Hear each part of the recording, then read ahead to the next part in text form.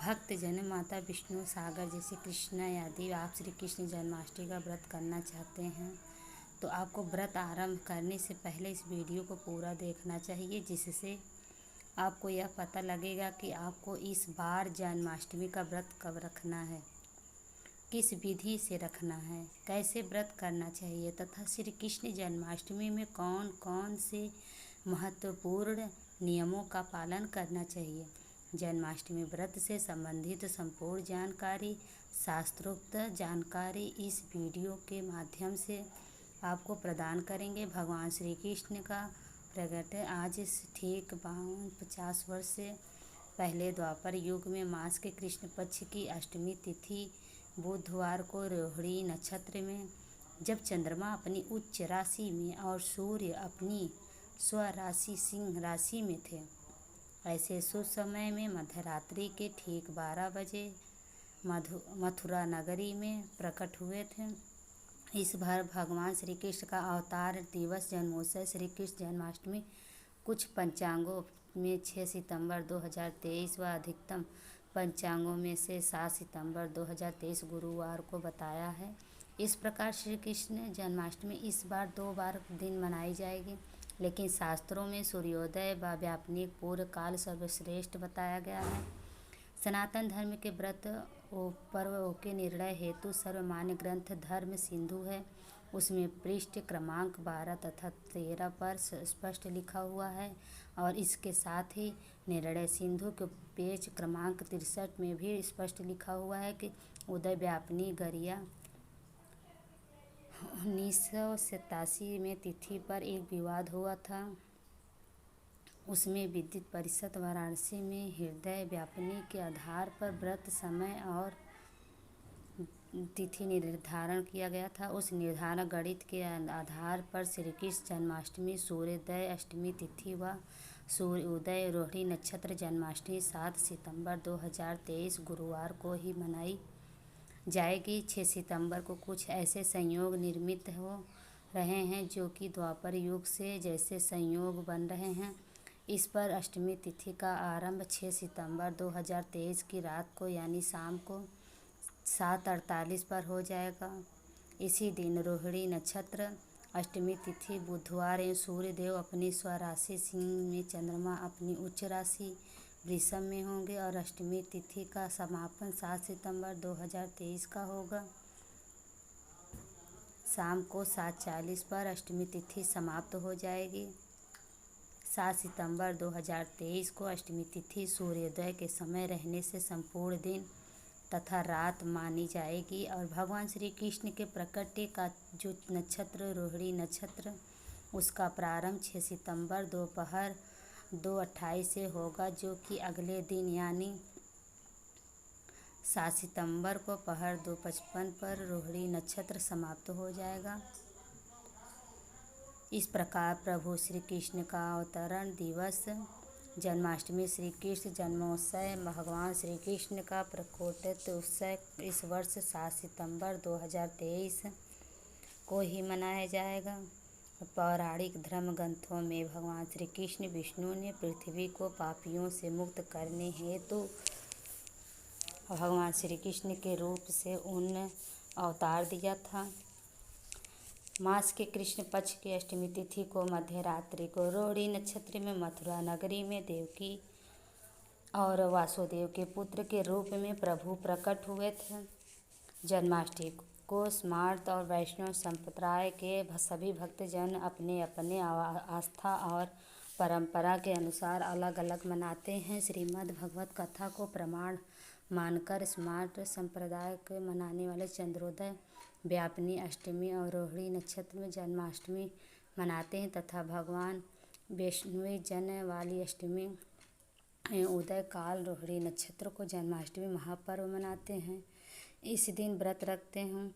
इस दिन भगवान श्री कृष्ण को निर्मित व्रत रखा जाता है, विशेष पूजन अर्चना किया जाता है और अष्टमी के एक दिन पहले यानी सप्तमी तिथि को 6 सितंबर के दिन आपको एक समय भोजन करना है, शुद्ध पवित्र भोजन करना है। सप्तमी के तिथि आपको लहसुन प्याज मांस मदिरा का पूर्णतः परित्याग करना चाहिए। और इस दिन मसूर की दाल शहद उपयोग नहीं करना चाहिए। ब्रह्मचर्य व्रत का पालन करना चाहिए। पराय अन्न सेवन स्थिति का यदि गलती से आपने पराय अन्न इन्हें दूसरे के घर से भोजन कर लिया तो उसके निमित्त कुछ न कुछ दान पुण्य आपको करना चाहिए। और अष्टमी के दिन सुबह जल्दी उठें। ब्रह्म मुहूर्त में उठकर सूर्योदय से 2 घंटे पहले उठकर पानी में काले तिल डालकर उससे स्नान करना चाहिए। स्नान करने के बाद दूल्हे स्वच्छ पवित्र वस्त्र धारण करना चाहिए। ध्यान रखें उस दिन फटे मैले कपड़े बिल्कुल न पहने। अपने मस्तक पर तिलक अवश्य लगाएं। वैसे तो चंदन केसर का कुमकुम तिलक आप लगा सकते हैं, लेकिन आप अपनी रुचि के अनुसार कुछ न कुछ तिलक अवश्य लगाएं। और सबसे पहले प्रभु के सामने बैठकर श्री कृष्ण जन्माष्टमी का संकल्प धारण करें। अब इसमें आपको चावल का उपयोग संकल्प में बिल्कुल नहीं करना चाहिए। अक्षत के रूप में जो अथवा तेल आप उपयोग करेंगे और इसमें पीले पुष्प सुपारी को दक्षिणा रखकर संकल्प लें। शुद्ध घी का दीपक प्रज्वलित करना चाहिए। संकल्प हम आपको अलग से अलग वीडियो में प्रस्तुत करके भी दिखाएंगे, जिसको सुन करके आप संकल्प धारण कर पाएंगे। और संकल्प लेने के बाद अब व्रत का आरंभ हो जाएगा।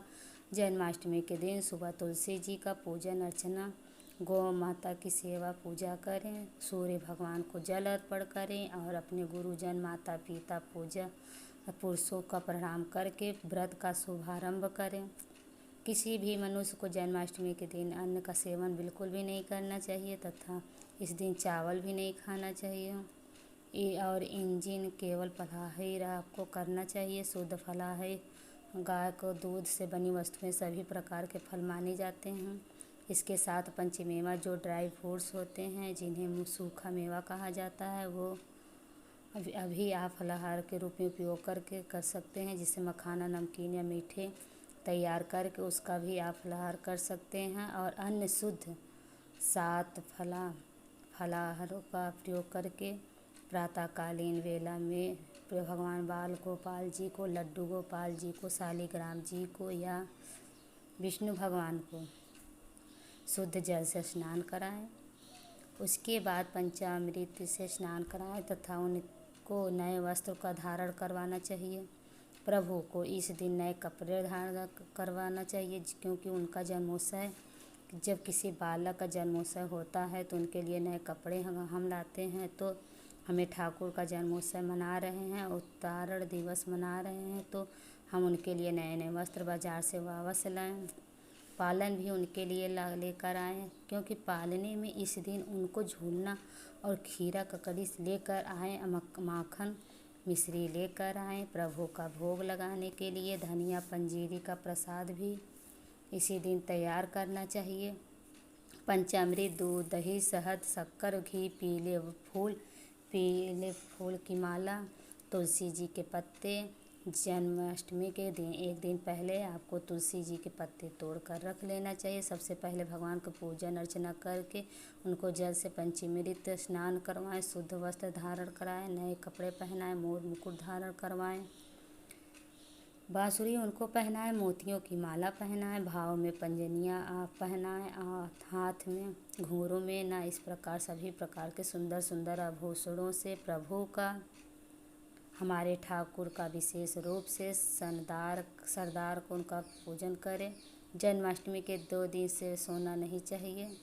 दिन भर भगवान भजन कीर्तन किया जाता है और इसके बाद शाम के समय भगवान का विशेष रूप से पूजन किया जाता है, अर्चना किया जाता है। इस दिन मध्य रात्रि ठीक 12 बजे से 7 सितंबर और 7 सितंबर जो रात्रि रहेगी, 8 सितंबर और 7 सितंबर मध्य रात्रि रहेगी, उस रात्रि में भगवान जन्मोत्सव होम को मनाया जाता है। 7 सितंबर की रात को प्रभु का हमको पूजा अर्चना करना चाहिए। यदि आपने सुबह के समय भगवान को इस स्नान आदि करवा दिया तो भी भगवान आपको जन्मोत्सव मनाए हुए सभी प्रभु को स्नान करवाना चाहिए। यानी सबसे पहले जन्मोत्सव के समय खीरा ककड़ी के अंदर गर्भ में प्रभु को रखा जाता है। खीरा ककड़ी एक प्रकार से गर्भ का स्वरूप माना जाता है। उसमें बाल गोपाल जी को रखना चाहिए। उसके बाद ठीक मध्यरात्रि 12 बजे के आसपास प्रभु को बाहर निकालें और बाहर निकालने के बाद शुद्ध पवित्र जल से स्नान कराएं। यदि आपके पास उपलब्ध हो तो यमुना जी के जल से इस दिन स्नान करवाना चाहिए। यदि नहीं है तो सादे जल से यमुना जी का स्वरण करें, प्रभु का स्नान कराएं। फिर भगवान को दूध, दही, शहद, शक्कर, घी, पंचामृत स्नान करने से जल स्नान कराएं। इत्र के जल से स्नान कराएं, गुलाब जल को स्नान कराएं, चंदन के जल से स्नान कराएं। उसके बाद प्रभु को नए नए कपड़े धारण करवाना चाहिए। यदि आपने सुबह के समय नए वस्त्र धारण करवाई है तो पुनः उन्हीं वस्त्रों को, उन्हीं श्रृंगार को आप धारण करवा सकते हैं। यदि आप चाहे तो दोबारा नए कपड़ों का भी, नए श्रृंगार का आभूषण उपयोग भी आप कर सकते हैं और अच्छी प्रकार से श्रृंगारित करके प्रभु पालने में स्थापित करना चाहिए। क्योंकि जन्मोत्सव के बाद अवतरण के ठीक बाद प्रभु पालने में झूलते हैं। बाल्यावस्था में उनके पालन बहुत प्रिय है। पालने में उनको बिठाकर झूला झूलें और झूले के प्रभु की आरती उतारना चाहिए। आरती के पहले भगवान का भोग लगाएं, खीरा ककड़ी का भोग लगाएं, केला और अन्य सभी प्रकार के फलों का भोग लगाएं तथा धनिया पंजीरी का भोग लगाएं, माखन मिश्री का भोग लगाएं और अनेक प्रकार के मेवा, मिष्ठान आदि का प्रभु को भोग लगाना चाहिए। आरती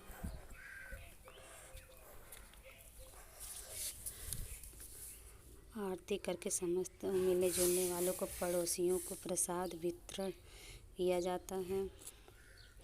कई जगह इस रात्रि को मटकी फोड़ के भी भव्य आयोजन होते हैं और भजन कीर्तन के साथ प्रभु का जन्मोत्सव मनाया जाता है। लेकिन ध्यान रखें, किसी भी परिस्थिति में आपको जन्मोत्सव के बाद भोजन नहीं करना चाहिए।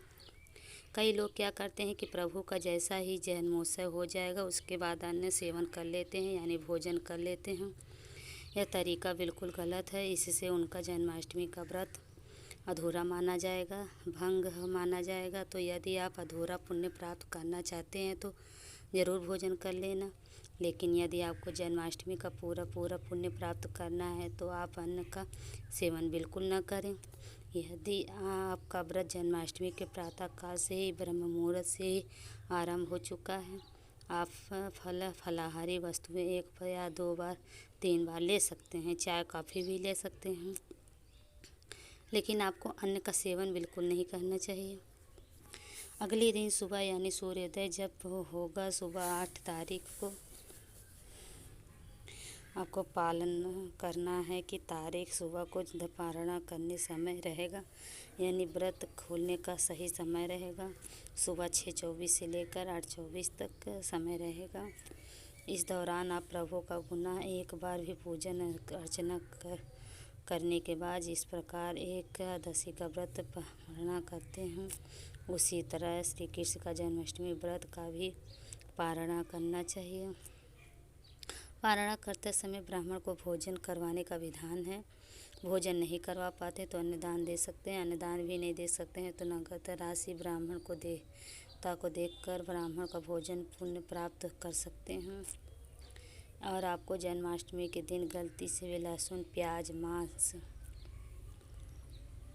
मदिरा, चावल का उपयोग नहीं करना चाहिए। इस दिन आपको दाढ़ी कटिंग नहीं करवानी चाहिए, शेविंग नहीं करवाना चाहिए। शरीर के अंग कई भी बाल काटना अथवा कटवाना वर्जित माना जाता है। जन्माष्टमी के दिन लड़ाई झगड़ा आदि विवाद, क्रोध बिल्कुल न करें। किसी भी व्यक्ति का अपमान तथा आपको नहीं करना चाहिए। यदि जन्माष्टमी के दिन आपके घर में याचक, भिखारी अथवा मांगने वाले आते हैं तो उनको खाली हाथ नहीं लौटाना चाहिए। उनको कुछ न कुछ अपनी शक्ति या सामर्थ्य के अनुसार अवश्य भी दान करना चाहिए। जो भी भक्तजन, माताएं, बहनें जन्माष्टमी का व्रत रखते हैं उसको श्री कृष्ण जन्माष्टमी की व्रत कथा भी जरूर सुनना चाहिए।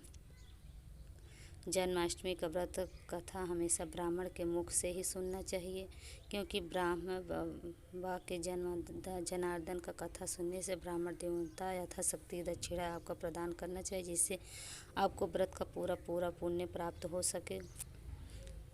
जो तो भक्तजनों या ज्ञानवर्धक जानकारी आपको प्रदान, अधिक जानकारी के लिए शेयर करें, लाइक करें। यदि आपने चैनल को सब्सक्राइब नहीं किया तो उसी समय सब्सक्राइब कर दीजिए, ताकि किसी प्रकार का ज्ञानवर्धक आपको वीडियो सबसे पहले प्राप्त हो सके। जय श्री कृष्ण।